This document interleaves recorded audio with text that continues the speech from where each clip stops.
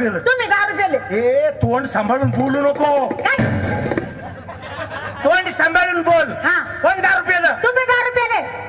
मी दारू पिलो? हो हो तुम्ही दारू पेले. पिलो असं होत असं आठवड्यातून 7-8 वेळा होत. आठवड्यात 7च वार असते. 7 का बेवड्याला ओव्हर टाइम नसतो?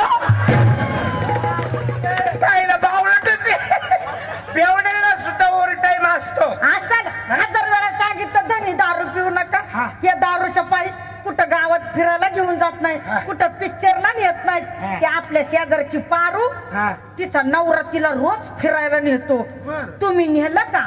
मी एकदा विचारलं होतं तिला येत नाही ती. कोणला म्हणती? मला तिला कशाला? मग मला नाव का पुढच्या जयंतीला घेणार आहे का? हा.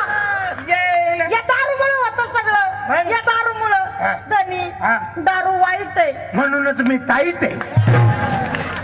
वाईट आहे म्हणूनच मी ताईट आहे. आणि तुला कोणी सांगितलं दारू वाईट आहे? कशाला सांगायला पाहिजे? अगं दारू जर वाईट असती हा. तर हे बिचारे वादक आई ग बघ कसा वनवाशावाने बसलाय. तसं काय त्याचं 300चं पेमेंट बुडवते.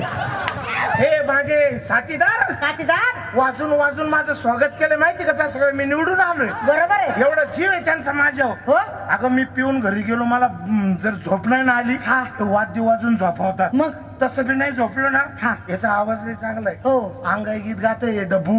हो अंगाई अंगाई गीत गाऊन मला झोपावतो. कोणतं? हरभऱ्याच्या झाडाखाली हत्ती झोपला ग बाई.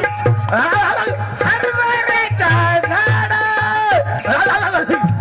हरभऱ्याच्या झाडाखाली हत्ती झोपला ग बाई. भीमसेन जोशीच्या उलट तयार नाही तो तेवढा. तुम्ही लय तयार आहे. तुमच्या बापाने हरभऱ्याच्या झाडाखाली हत्ती झोपवला होता का? हत्ती हा. प्लॅस्टिकचा होता. आईला बावळटच आहे.